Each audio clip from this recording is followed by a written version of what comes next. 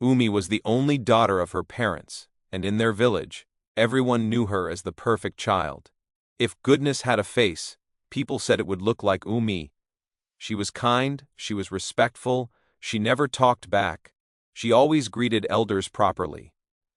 When her father walked her to school, he walked proudly, like a king showing off his treasure. He loved her deeply. She was his joy, his pride, his hope. Whenever mothers in the village wanted to scold their daughters, they used Umi as an example. "Why can't you be like Umi?" they would say. That one sentence disciplined many children. Umi never ignored anyone. If children called her name on the road, she stopped, she knelt, she shared her snacks with them, even if it meant she would go home hungry.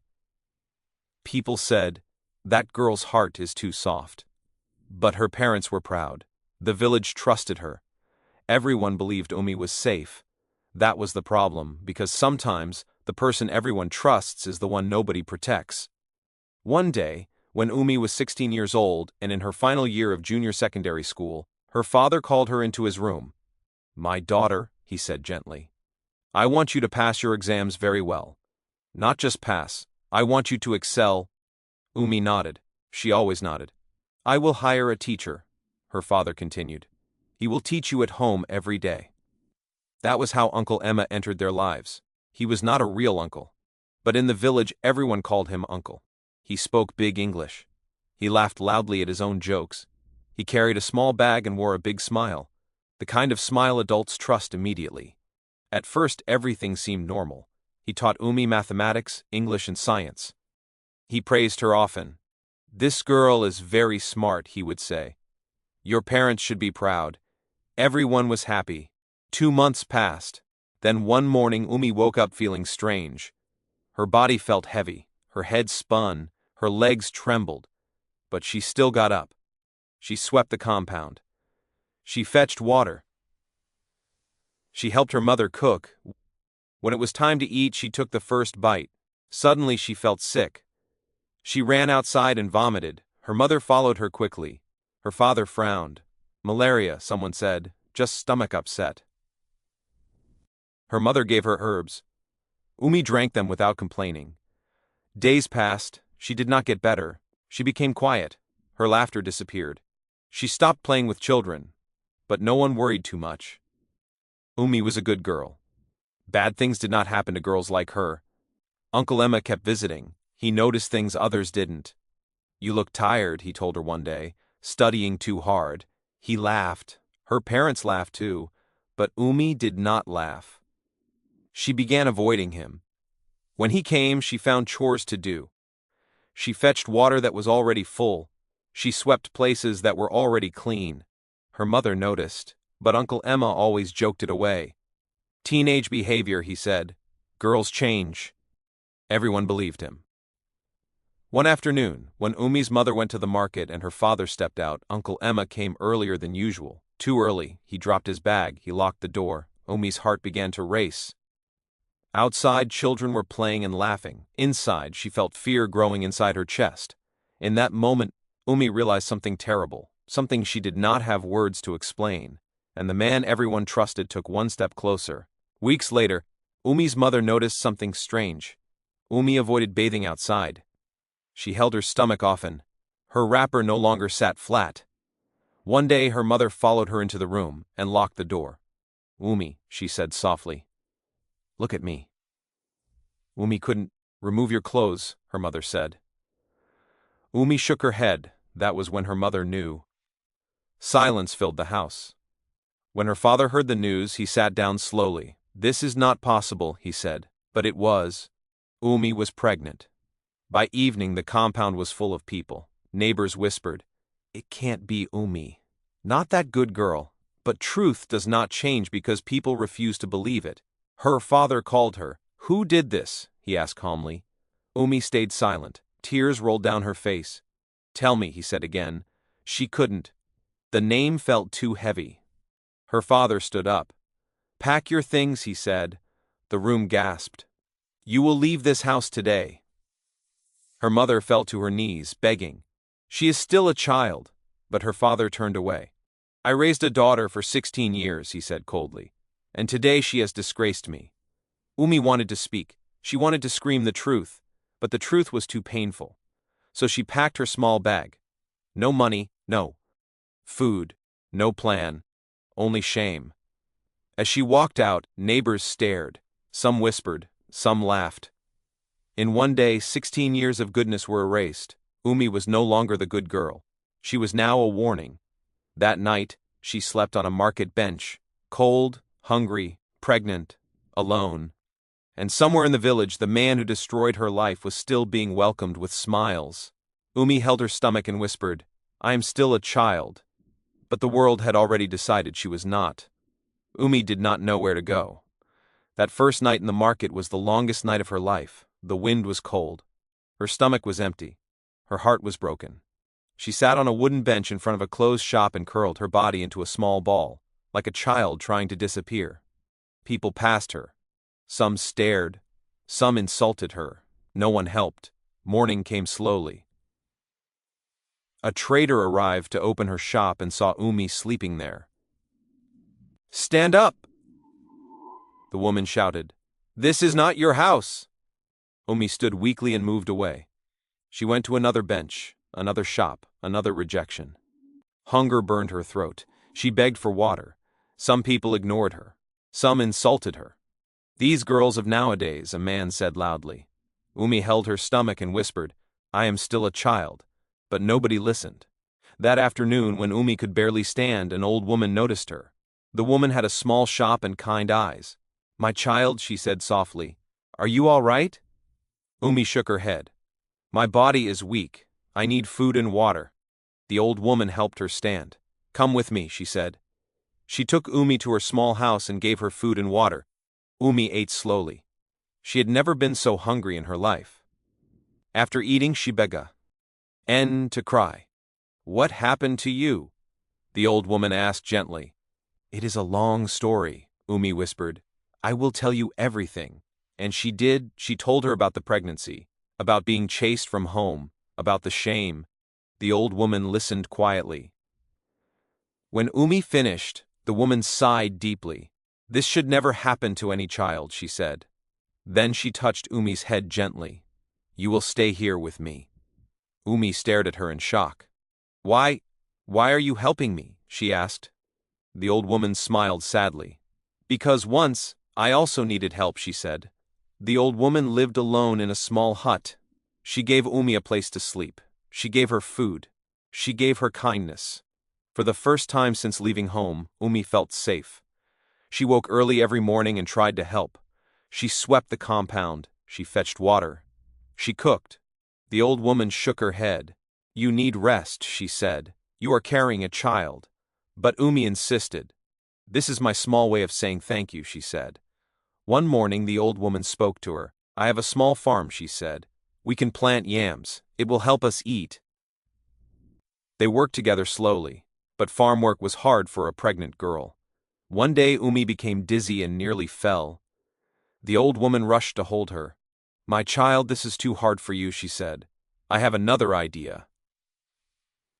She told Umi about a banana farm in a nearby village. "You can buy bananas and sell them by the roadside," she said.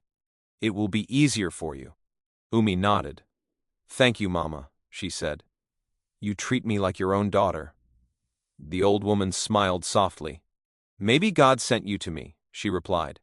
One night, as they sat outside under the moonlight, Umi asked a question. "Mama, why are you alone?" The old woman sighed. "I had a family once," she said, "a loving husband, a beautiful daughter. Her husband died in an accident. Her daughter got married and became pregnant. That was the happiest time of my life," the old woman said. Then her voice broke. "But my daughter and her baby died during childbirth." Umi covered her mouth in shock. "And her husband?" she asked softly. "He could not bear the pain," the old woman replied. "He died a year later." Silence filled the night. Umi held the woman's hand. "I cannot replace your daughter," she said, "but I will stay with you." The old woman smiled with tears in her eyes. "You already have," she whispered. Months passed. One stormy night, Umi went into labor. Rain beat against the roof. Thunder filled the sky. The old woman held her hand. "Push!" she said firmly. You must be strong. Umi cried and pushed with all her strength. Before dawn, a baby girl was born. She was small but healthy. She cried loudly, like she was angry at the world. Umi stared at her in disbelief. My daughter, she whispered. She began to cry, not from pain, from love, from fear, from relief. The old woman smiled. She looks like you, she said. Umi held her baby close and promised, I will protect you. I will not fail you. Life did not suddenly become easy. Umi still had to work. She sold bananas by the roadside every day. She fed her baby. She helped the old woman. They became a small family, not by blood, but by survival. At night, Umi sometimes cried quietly. She missed her parents. She missed her old life. But she never gave up. One night, as she watched her baby sleep, she made a decision. I will go back to school. He whispered. Education was the only way forward. The old woman supported her. Education is something nobody can steal from you, she said. So Umi returned to school. Every morning, Umi carried books. Every afternoon, she carried bananas to sell. She studied in class with tired eyes. Some students mocked her. Isn't that the girl who sells by the roadside? They whispered. Teachers noticed but said nothing. After school, she stood under the hot sun.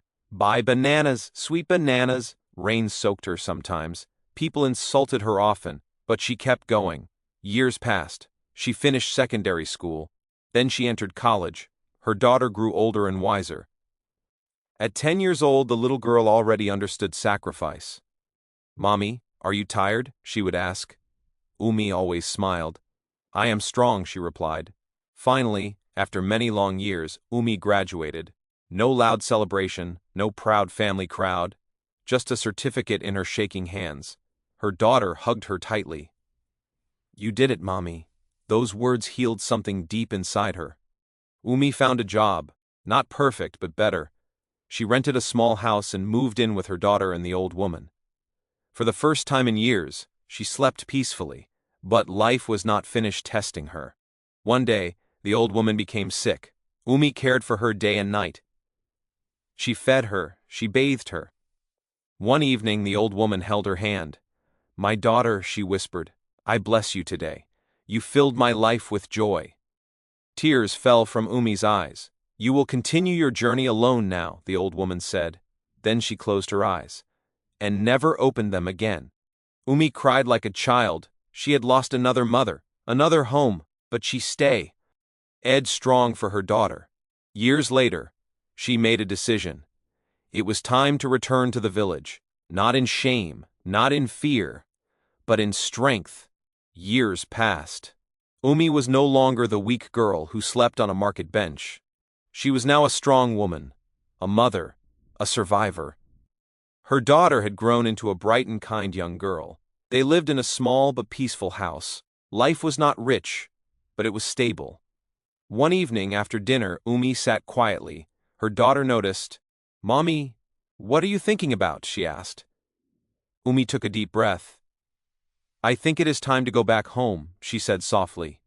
Her daughter blinked in surprise. The village? Umi nodded for many years. I ran away from pain, she said, but I am not that scared girl anymore. I want to face my past. Her daughter held her hand. I will go with you, she said. Umi smiled with tears in her eyes. You always do. The next morning, they packed a small bag and traveled back to the village. As they walked down the familiar dusty road, memories returned. The school, the well, the small houses, but something felt different. People stared. They whispered, Is that Umi? She came back? And with a grown child? Some looked shocked. Some looked guilty. Some looked curious. Umi walked with her head high. She was no longer ashamed. She had nothing to hide. When she reached her parents' compound, her heart began to beat fast. The house looked older. The paint was fading. The gate creaked. She knocked softly. Her mother opened the door. For a moment, time stopped. The older woman stared at her. Her eyes filled with tears. Umi, she whispered. Umi's lips trembled. Mother. They ran into each other's arms and cried. Why Years of pain poured out in silence. Her mother touched her face, her hair, her shoulders, like she was checking if she was real. "I thought I lost you forever," her mother sobbed. Umi cried too. "I wanted to come back many times," she said, "but I was afraid." At that moment her father stepped out. He froze. His eyes moved from Umi to the young girl standing beside her. Silence filled the compound. Her father looked older and weaker. The strong man who once stood tall now looked tired. He walked slowly toward her. For a moment nobody spoke. Then his voice broke. "My daughter," he whispered. Felt tears rise again. He fell to his knees. "I failed you," he said. "I should have protected you. I should have believed you." Umi stood frozen. All the years of pain rushed back. "I was scared," he continued. "I cared more about what people would say than about my own child." He covered his face. "Can you forgive me?" Umi closed her eyes. For years she had dreamed of this moment, of anger, of revenge, of justice. But now, standing here, she felt something else. Peace. She slowly bent down and lifted her father up. "I suffered a lot," she said softly, "but holding hate will not heal me." Her father cried harder. "I forgive you," she said. Her mother wept beside them. The family that broke apart years ago finally stood together again. That evening, neighbors gathered. News spread fast. Umi had returned, but whispers also returned. Who was responsible? Who got her pregnant? This time, Umi did not stay silent. She stood in the center of the compound and spoke. "It is time to tell the truth," she said. Her voice was calm but strong. "The man who destroyed my life was not a saint. Ranger." People leaned closer. "It was the man everyone trusted," she continued. "The man you all welcomed into your homes." Silence fell. It was Uncle Emma. Gasps filled the air. Some refused to believe it. Some looked shocked. Some remembered things they had ignored. Umi continued, "I was a child. I was afraid. And when I needed protection, I was thrown away." Her father covered his face in shame. Her mother cried. The village chief stepped forward. "Where is he now?" he asked. An old man spoke. "He left the village years ago," he said. "No one knows where he went." People murmured in anger, but Umi raised her hand. "I did not come back for revenge," she said. "I came back for peace." She looked at the young girls standing around. "I want every child here to know something," she said. "If someone hurts you, speak. If someone threatens you, tell. Your life matters more than people's opinions." Parents lowered their heads. Some cried quietly. They had judged too quickly. They had protected the wrong person. Days passed. Umi and her daughter stayed in the village for a while. Her parents welcomed them fully. Her father tried every day to make up for the past. He spent time with his granddaughter. He smiled again. One evening he said to Umi, "You are stronger than I ever was." Umi smiled gently. "I had no choice," she replied. Before leaving, she gathered the village children. She spoke to them about education, courage, and speaking the truth. She especially spoke to the girls. "Your voice matters," she told them. "Never let shame silence you." Parents listened carefully. The village had learned a hard lesson. On the day Umi left, her mother hugged her tightly. "Come back." "K often," she said. Her father held her hand. "I am proud of you," he whispered. Umi and her daughter walked down the same road she once left in shame. But this time she walked with dignity, with strength, with peace. Her daughter looked up at her. "Mommy, are you happy now?" she asked. Umi smiled. "Yes," she said softly, "because I survived." They walked forward together, not as victims, but as survivors, and as proof that even the most broken story can still have a strong ending. Moral of the story: sometimes the world blames the victim and protects the wrong person. Silence can destroy lives, but truth, courage, and forgiveness can rebuild them.